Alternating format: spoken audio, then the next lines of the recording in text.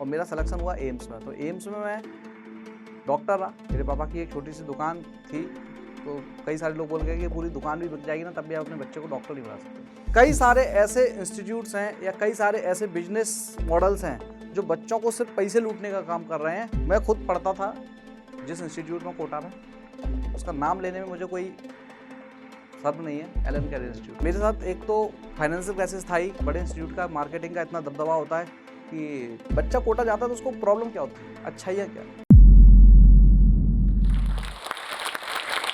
Hello friends, मेरा नाम doctor Amit Gupta है और आप में से कई सारे लोग मुझे जानते होंगे और हो सकता है कई सारे लोगों के लिए मैं एकदम नया हूँ।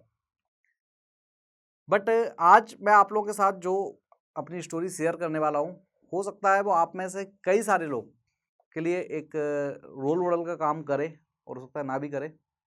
बट इतना ज़रूर बोलूँगा कि जिसको डॉक्टर बनना है लाइफ में, और कैसे बनना है, क्या बनना है, क्या क्या उतार चढ़ाव आते हैं, उन सारी चीज़ों पे हम लोग आज बहुत ही शॉर्ट में डिस्कस करने वाले हैं। तो ये कहानी शुरू होती है मेरे खुद के डॉक्टर और एक नीट मेंटोर बनने की, कि कैसे मैं एक बिल्कुल सिंपल सी फैमिली से बिलोंग करता था और धीमे धीमे स्टेप बाय स्टेप खुद तो एक डॉक्टर बना ही, साथ में आज कई सारे डॉक्टर्स और एक अच्छी रैंक मैंने प्रोड्यूस की है।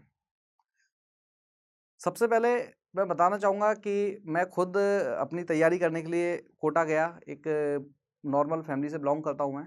नॉर्मल फैमिली से मीन्स जो बिल्कुल मीडियम क्लास या फिर थोड़ा सा मीडियम से भी लो मान सकते हैं।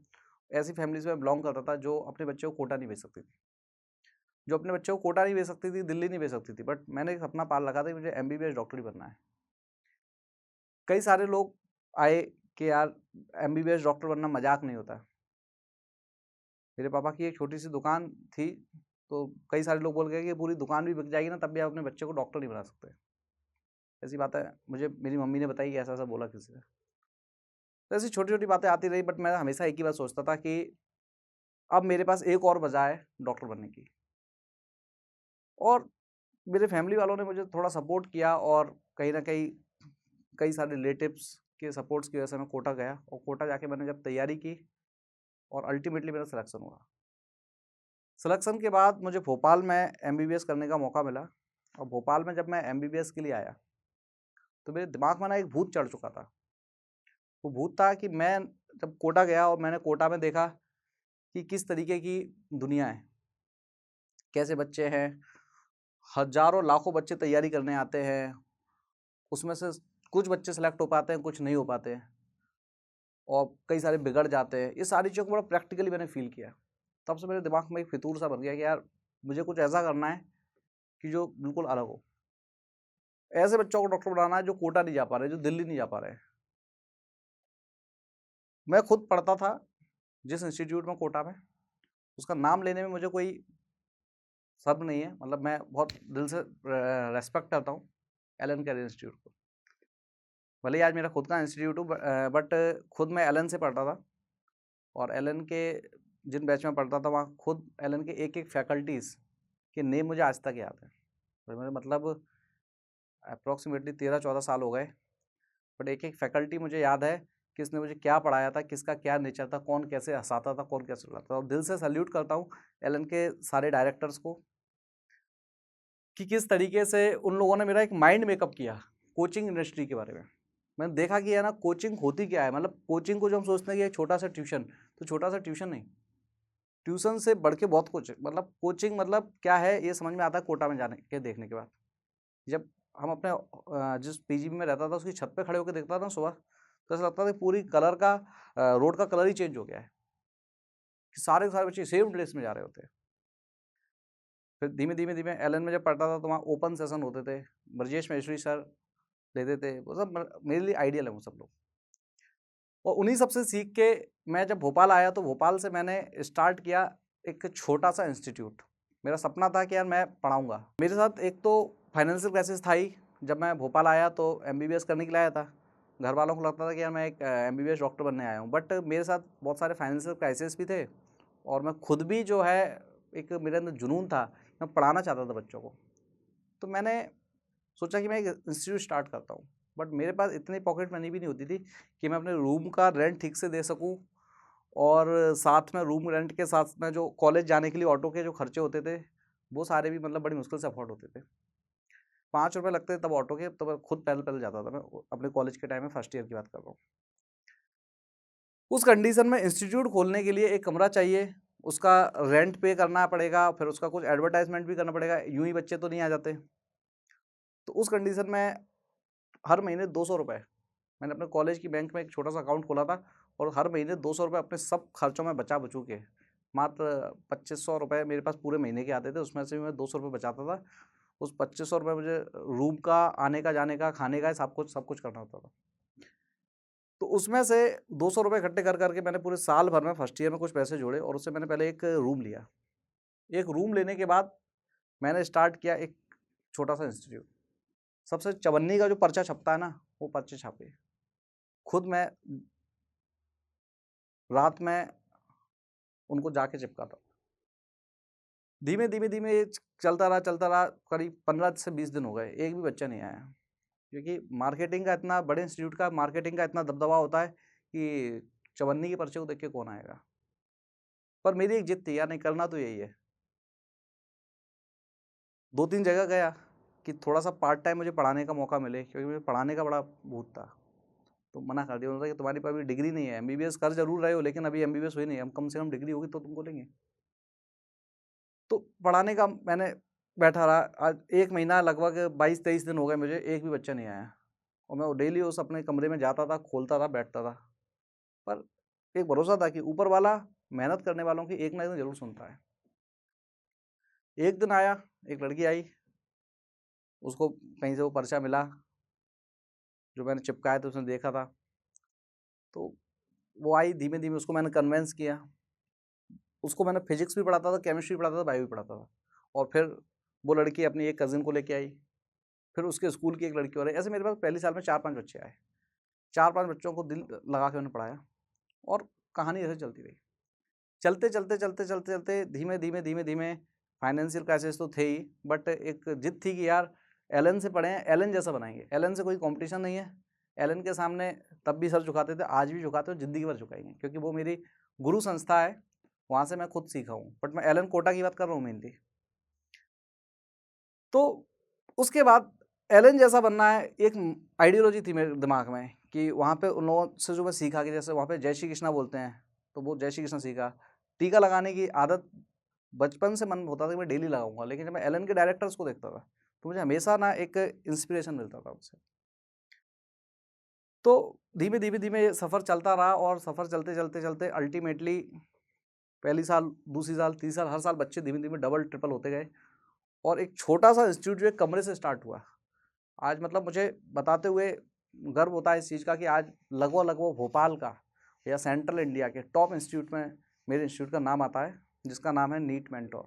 धीरे धीरे धीरे सफ़र चलता रहा, और ये सफ़र चलते चलते सलेक्शन लगातार होते रहे, हर साल बच्चे डबल ट्रिपल होते गए। और आज बताते हुए मुझे अच्छा लगता है कि जो एक छोटे से कमरे से शुरुआत हुई थी इस इंस्टीट्यूट की, आज वो भोपाल के, और या फिर बोल सकता हूँ सेंट्रल इंडिया के या मध्य प्रदेश के सबसे टॉप और नामी ग्रामी इंस्टीट्यूट में से एक है, जिसका नाम है नीट मेंटोर इंस्टीट्यूट। जिसमें मैंने एक अलग टाइप की थीम रखी। जब मैं कोटा पढ़ने गया तो मैंने वहाँ देखा कि कमियां क्या है। बच्चा कोटा जाता है तो उसको प्रॉब्लम क्या होती है, अच्छाइयाँ क्या है। अच्छाइयों की मैं मना नहीं करूँगा, कोटा में बहुत सारी अच्छाइयाँ थी, बट मैंने कुछ कमियां वहाँ से पिन आउट की, जो मुझे कमियां समझ में आई, और उनकी वजह से बच्चे एक तो बिगड़ते थे, और बच्चे डिमोटिवेट हो जाते थे और अपने गिव अप कर देते थे। पहली कमी क्या थी कि बड़ी क्लास होती थी। मैं जिस क्लास में बैठता था वहाँ 250 बच्चे बैठते थे क्लास में, कोई किसी को नहीं जानता, किसी को कोई से मतलब नहीं होता, कौन आ रहा है कौन जा रहा है, किसको पढ़ना है किसको नहीं पढ़ना, कोई किसी से बात करने वाला नहीं होता था। तो मैंने वो चीज़ को सारा, मैंने कहा मैं एक ऐसा कॉन्सेप्ट लेके आऊँगा यहाँ कि 30-35 बच्चों को पढ़ाया जाए। एक एक बच्चे पे जब 1 to 1 नीट के लिए फोकस किया जाएगा ना, तब समझ में आएगा कि 1 to 1 जब एक एक बच्चे फोकस करके नीट पर रिजल्ट कैसे बढ़ेगा। क्योंकि मैं खुद एक स्टूडेंट रहा था, और उसके बाद मैं खुद फिजिक्स केमिस्ट्री बायोलॉजी तीनों पढ़ाता था स्टार्टिंग में। तो धीमे धीमे धीमे मुझे समझ में आता था कि प्रॉब्लम्स आखिर होती कहाँ है, बच्चा कहाँ गिव अप कर देता है, कहाँ उसके साथ प्रॉब्लम होती है, क्यों वो बोलता है कि मेरे साथ फिजिक्स से न्यूमेरिकल मुझसे बन नहीं रहे हैं। दूसरा मैंने क्या नोटिस किया, मैं एक बार कोटा से अपने घर आ रहा था, घर आ रहा तो मैंने देखा कि वहाँ पे स्टेशन पे एक भैया बैठे हुए थे जो कोटा मेडिकल कॉलेज से एमबीबीएस कर रहे थे। तो मुझे पहली बार कोई मिला जो एमबीबीएस कर रहा था। मैंने उससे, भैया आप कैसे तैयारी की आपने, क्या पढ़ते हैं, क्या मिस्टेक होती थी, प्लीज़ भैया कुछ बताओ। मतलब ये जो क्यूरियोसिटी होती है अपने एक सीनियर से पूछने, जिसने नीट क्रैक किया हुआ है, तब उसको एआईपीएमटी बोलते थे, उससे पूछने की बार बार। तो उन्होंने 5-7 मिनट मुझे बताया, मुझे बड़ा अच्छा लगा। और उसके बाद ही ट्रेन का टाइम हो गया, तो अल्टीमेटली वो अलग चले गए, मैं अलग चला गया। तो मेरे दिमाग में उस दिन से एक थीम थी यार, जिस दिन मैं स्टार्ट करूँगा, मैं एक ऐसा कॉन्सेप्ट लेके आऊँगा जो बिल्कुल यूनिक होना चाहिए। उसमें क्या था कि मेंटरशिप प्रोग्राम। हर बच्चे को, मतलब क्यों ऐसा नहीं हो सकता कि इंस्टीट्यूट वाले अपने यहाँ के जो सेलेक्ट होकर बच्चे चले जाते हैं, उनको वापस से अपने इंस्टीट्यूट में मर्ज करें, उनको एज अ किसी ना किसी पार्ट टाइम में उनको जोड़ें, और वो नए आने वाली जो जनरेशन है, जो सिलेक्शन देने वाली जनरेशन है, उसको गाइड करें। तो उस थीम पे मैंने यहाँ स्टार्ट किया मेंटरशिप प्रोग्राम, जो कि मेरे इंस्टीट्यूट का एक यूनिक फीचर है। और इस फीचर की वजह से ना जाने कितने सिलेक्शन हुए, और बीते टाइम पूरे भोपाल की जो फर्स्ट रैंक आई, उसमें भी इस चीज़ का बहुत बड़ा रोल है। हर बच्चे के ऊपर 1 to 1 गाइडेंस, हर बच्चे के ऊपर पर्सनल फोकस, उसको छोटी-छोटी चीज़ें बताना, क्या पढ़ना, कैसे पढ़ना, क्यों पढ़ना, किन चीज़ों को पहले करना, किन चीज़ों को बाद में, क्वेश्चन कहाँ से आएगा, नेगेटिव मार्किंग कैसे कम होगी। छोटी-छोटी चीज़ों पे बच्चे को बार-बार टोकते रहना। जैसे माँ बच्चे के पीछे पड़ी रहती है घर पे कि सुबह उठ जा, खा ले, खा ले, खा ले, ऐसे ही कोचिंग में जो मेंटर्स होते हैं हमारे, वो बच्चों को बार-बार पढ़ लो, ये कर लो, तुम्हारे मार्क्स यहाँ पे कम है, छोटी-छोटी चीज़ों को एनालाइज़ करना, उनको बताना, तब जाके बच्चे के अंदर धीमे-धीमे एक कंसिस्टेंसी रहती है कि नहीं करना है। रोज उसको कोई टोकता है, रोज उसको कोई टोकता है, बच्चा डिमोटिवेट नहीं हो पाता, बच्चा गिव अप नहीं कर पाता, बच्चा गलत डायरेक्शन में नहीं जा पाता। एक मेंटरशिप प्रोग्राम इतना ज़्यादा सफल रहा, उस मेंटरशिप प्रोग्राम की वजह से मेरे इंस्टीट्यूट का बड़ा नाम हुआ। मतलब आज बोल सकता हूँ मध्य प्रदेश का शायद कोई भी ऐसा डिस्ट्रिक्ट नहीं होगा जहाँ से बच्चा नाम लेके चल के नहीं आता हो। उसका सीधा-सीधा रीज़न है, मैं जो बच्चों को मैंने थीम बनाई, मैं बच्चों को 1 to 1 केयर दूँगा। ऐसे-ऐसे एग्ज़ाम्पल हैं कि किसी के घर में पापा पेंट करते हैं, पेंट करते थे, बच्चे को पढ़ाना नहीं चाहते थे, बच्चा किसी दुकान पे काम करता था, कोई किसी चाय की दुकान पे काम करता था, कोई कुछ करता था। ऐसे बच्चों को भी मैंने पकड़ा और उनको डॉक्टर बनाया। बट उसमें बच्चों का इंटरेस्ट है, मैं करना चाहता हूँ। गरीब से गरीब बच्चों को डॉक्टर बनाने की एक जिद थी मेरे अंदर। मेरी एक ही थीम थी कि जो बच्चा कोटा नहीं जा पा रहा है, जो दिल्ली नहीं जा पा रहा, उस बच्चे को डॉक्टर मैं बनाऊँगा। और ऐसे बच्चे मेरे पास आते गए। कई सारे गवर्नमेंट स्कूल के बच्चे हैं हिंदी मीडियम के। उनको बिल्कुल ज़ीरो से पीछे पढ़ते रहे, उनके छोटी-छोटी चीज़ों में गाइड करते रहे। कई बार सिलेक्शन नहीं भी हुआ, लेकिन उसके बाद भी उनको फाइनेंशियल सपोर्ट करा। नहीं दे रहा है फीस तब भी पढ़ाया। और आज ऐसे बच्चों की एक फ़ौज है। पूरे एमपी के और एमपी के बाहर के कई सारे मेडिकल कॉलेज में ऐसे बच्चे पढ़ते हैं मेरे से, जो दिल से सपोर्ट करते हैं। आज उनके गाँव के बच्चे दूर-दूर से, पूरे गाँव में हल्ला है इस बात का कि यार ऐसे-ऐसे वो बच्चा वहाँ पढ़ता था और उसका सिलेक्शन हो गया। पिछले साल पूरे भोपाल में जीवन लोधी नाम के स्टूडेंट की जो फर्स्ट रैंक आई, उसको मैंने पढ़ाया। वो आया, अब एक गांव से आया था, बिल्कुल रूरल एरिया से पढ़ा, बिल्कुल आया था। कोई उसका ऐसा माइंडसेट नहीं था, बस तक डॉक्टर बनना है, कुछ नहीं पता कैसे होता है। लेकिन धीमे धीमे चीज़ें उनको 1 to 1 गाइड किया, और मैं पीछे पड़ा रहा। एक डेली फ़ोन करना उनको, डेली उनको जगाना। उनसे बोला गया कि घर पे आपको 9 आवर्स अपने स्टडी के देने, इंस्टीट्यूट के टाइम के अलावा। तब जाके बच्चे के पीछे, जब तक आप पीछे पड़े रहोगे ना, तब उसका सिलेक्शन होगा। मैं आने वाले फ्यूचर में जो 2020-25 मैं नीट का एग्जाम होने वाला है, उस एस्पिरेंट को एक छोटा सा टिप्स देना चाहता हूँ कि बेटा, सिलेक्शन उन्हीं बच्चों का होता है जो गिव अप नहीं करते, जो ये देखते हैं कि यार पता नहीं मेरा होगा कि नहीं होगा, मुझसे तो होता ही नहीं है, न्यूमेरिकल बनते नहीं। आप बनाते नहीं हो इसलिए नहीं बनते हैं। जो हाथ चलाता है ना, और हाथ के साथ थोड़ा सा दिमाग चलाता है, तो धीमे धीमे उससे भी बनने लग जाता है। ऐसा कोई बच्चा नहीं जो न्यूमेरिकल नहीं बना सकता, जिद थोड़ी पक्की होनी चाहिए। बच्चा सबसे बड़ी जो गलती करता है जिस वजह से उसका सिलेक्शन नहीं होता, वो गलती है कि वो ये देखता है कि यार उस कोचिंग में ये हो रहा है, इस कोचिंग में ये हो रहा है, उसने ये बोला है, यूट्यूब पे उसने ये बता दिया है, और वो 36 डायरेक्शन में चलता है। और 36 डायरेक्शन में चलने की वजह से वो किसी एक चीज़ फोकस नहीं कर पाता, और अपने सिलेक्शन से दूर हो जाता है। याद रखना बेटा, आप 5 अलग अलग अलग बुक पढ़ लोगे तो आपका सिलेक्शन नहीं होगा, लेकिन एक बुक को 5 बार पढ़ लोगे ना अच्छे से, तो सिलेक्शन होगा। तो यही मैं आप लोगों से बेटा कहना चाहता हूं कि डॉक्टर बनना कोई बड़ी बात नहीं है, एम्स में जाना कोई बड़ी बात नहीं है। बस जुनून और जिद होना चाहिए। जो बच्चा जिद पे अड़ा रहता है वो एक ना एक दिन डॉक्टर जरूर बनता है। लास्ट टाइम पर मुझे ऐसा लगता है कि देश में शायद 20% बच्चे ऐसे होते होंगे जो तैयारी अच्छे से करते हैं, जो सिलेक्शन दे सकते थे, बट उन्होंने लास्ट टाइम पे गिव अप कर दिया। आपको पता है उन्होंने गिव अप करके क्या कर दिया? गिव अप करके उन्होंने अपने कॉम्पिटिटर्स के लिए रास्ता आसान कर दिया। और कई सारे बच्चों को उन्होंने लास्ट में गिव अप करने का जो ख्याल आता है ना, यार छोड़ो यार, पता नहीं होगा कि नहीं होगा, अपने आप से ही मन में हार मान ली। तो याद रखना बेटा, आपने अपने कॉम्पिटिटर के लिए रास्ता आसान कर दिया। और मैं आप लोगों से बेटा ये बोल रहा हूँ कि एक ही जिद है मेरी कि ऐसे बच्चों को डॉक्टर बनाना जो कोटा नहीं जा पा रहे हैं, जो दिल्ली नहीं जा पा रहे हैं, उन बच्चों को फाइनेंशियल सपोर्ट करना और उनको डॉक्टर बनाना। आज मेरी यही जिद है। सपना था मेरा कि मुझे एम्स में जाना है। एम्स में मेरा सिलेक्शन नहीं हुआ था एमबीबीएस के लिए, तो दूसरे मेडिकल कॉलेज से मैंने एमबीबीएस किया, लेकिन मेरी जिद थी। उस जिद को पूरा करने के लिए एमबीबीएस के बाद ऊपर वाले ने मेरी इस जिद को सुना और मेरा सिलेक्शन हुआ एम्स में। तो एम्स में मैं डॉक्टर रहा। अब जब एम्स में डॉक्टर था, फिर उसके बाद भोपाल के और भी सेंट्रल इंस्टीट्यूट है, वहाँ पे मुझे मेडिकल ऑफिसर का मौका मिला, तो वहाँ मैंने काफ़ी टाइम तक काम करा। तो लोगों को लगता था कि अब मैं कोचिंग बंद कर दूंगा, अब पढ़ाना छोड़ दूंगा, क्योंकि अब तो जो है इंस्टीट्यूट की ज़रूरत क्या है, मैं एम्स में डॉक्टर बन गया हूँ, मेरे पास ठीक ठाक सैलरी भी आने लगी है। लेकिन आपको मैं बता दूं कि एक जिद थी मेरे अंदर, वो जिद आज भी है। मैंने एम्स की जॉब छोड़ दी। जिस हॉस्पिटल में सेंट्रल गवर्नमेंट में मेडिकल ऑफिसर था, वो जॉब भी मैंने छोड़ दी। और एक ही जिद है इस फील्ड में, नीट में कुछ ऐसा करके दिखाना, उन बच्चों को सेलेक्ट कराना जो बच्चे सेलेक्ट हो नहीं सकते, उन बच्चों को सेलेक्ट कराने की जो जिद है वो आज भी है।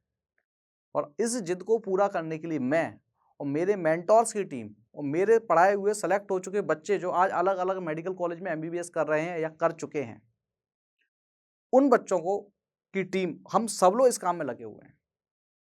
और कई सारे ऐसे इंस्टीट्यूट्स हैं या कई सारे ऐसे बिजनेस मॉडल्स हैं जो बच्चों को सिर्फ पैसे लूटने का काम कर रहे हैं।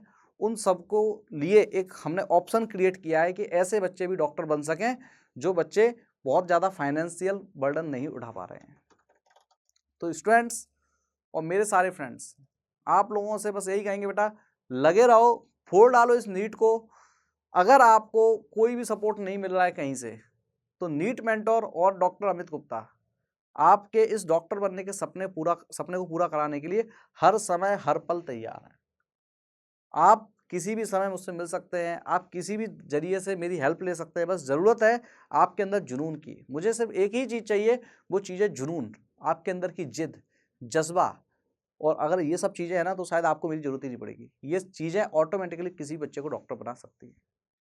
तो ये थी मेरी स्टोरी, जिसमें किस तरीके से मैंने मतलब एम्स में डॉक्टर रहा, लेकिन उसको भी छोड़ दिया है। एक छोड़ना बहुत कॉम्प्लिकेटेड टास्क था, क्योंकि सारे के सारे मेरे रिलेटिव्स और फैमिली वालों ने इस चीज़ को बहुत अपोज किया, क्योंकि हमारी सोसाइटी में टीचर को उतनी रिस्पेक्ट नहीं दी जाती जितनी डॉक्टर को दी जाती है। जब मैं कहीं ये बताता हूँ अपने इंट्रोडक्शन में कि मैं एक टीचर हूँ, तो लोग उस चीज़ को उतना ज़्यादा सीरियस नहीं लेते। बोलते हैं यार टीचर तो बहुत सारे लोग होते हैं, या जनरली टीचर वो होते हैं कि जो शायद खुद डॉक्टर नहीं बन पाए तो शायद वो टीचर बन गए। लेकिन मैंने खुद एमबीबीएस करके एम्स में रह के उस जॉब को छोड़ के तब टीचिंग करी।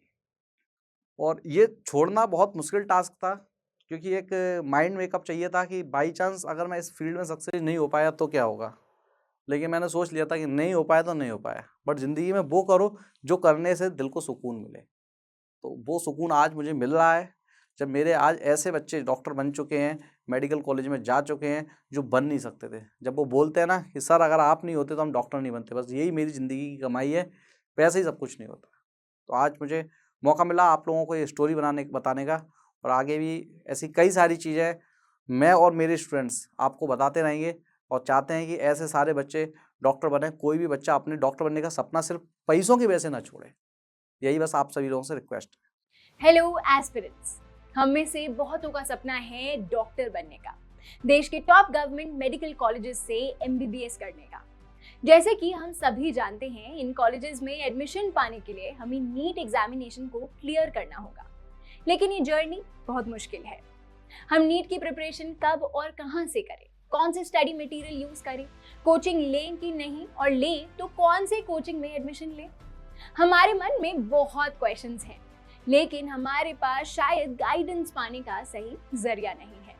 और इसलिए बहुत से एस्पिरेंट्स ने जोश से रिक्वेस्ट किया कि क्या जोश टॉक्स एस्पिरेंट्स को हेल्प कर सकते हैं उनकी इस जर्नी में। जोश टॉक्स पर बहुत से नीट रैंकर्स और अनेक टीचर्स और कोचिंग्स आते हैं अपनी सक्सेसफुल कहानी सुनाने। जोश टॉक्स ने उन्हें रिक्वेस्ट किया कि क्या ये कोचिंग्स जोश की फैमिली से बात करेंगे और हमारे डाउट्स सॉल्व करेंगी। डाउट्स जैसे कि प्रिपरेशन स्टार्ट कैसे करें, कौन सी कोचिंग लें, ऑफलाइन या ऑनलाइन, कौन सी स्टडी मटेरियल्स यूज करें, क्या कोचिंग फीस में कुछ डिस्काउंट हो सकता है। आज मुझे बहुत ही खुशी है हम सबके साथ ये शेयर करते हुए कि वो मान गए हैं। बृजमोहन गुप्ता सर, जिन्हें हम बड़े भैया के नाम से भी जानते हैं, उनकी विद्या मंदिर क्लासेस यानी कि वीएमसी क्लासेस अब हमें कांटेक्ट करेंगी और हमारे क्वेश्चंस को आंसर करने में हमारी हेल्प करेंगी। हम वीएमसी क्लासेस से अपने सारे डाउट्स पूछ सकते हैं और घर बैठे अपने डाउट्स को क्लियर कर सकते हैं। जोश टॉक्स और भी इंस्टीट्यूट्स एंड टीचर्स से रिक्वेस्ट कर रहा है कि वो जोश के स्टूडेंट्स को घर बैठे फोन पर गाइडेंस और इन्फॉर्मेशन प्रोवाइड करें। तो नीचे एक फॉर्म दिया गया है। अगर हम चाहते हैं कि हमें इस इंस्टीट्यूट से फोन आए तो हम अपने नाम और नंबर शेयर कर सकते हैं। आपको जब फोन आए तो ये मेंशन करना मत भूलना कि आप जोश फैमिली के पार्ट हैं, ताकि आपको फीस पर एक्स्ट्रा डिस्काउंट मिल पाए। Best of luck to all the aspirants. जोश हमेशा हमारे साथ खड़ा है। जय हिंद।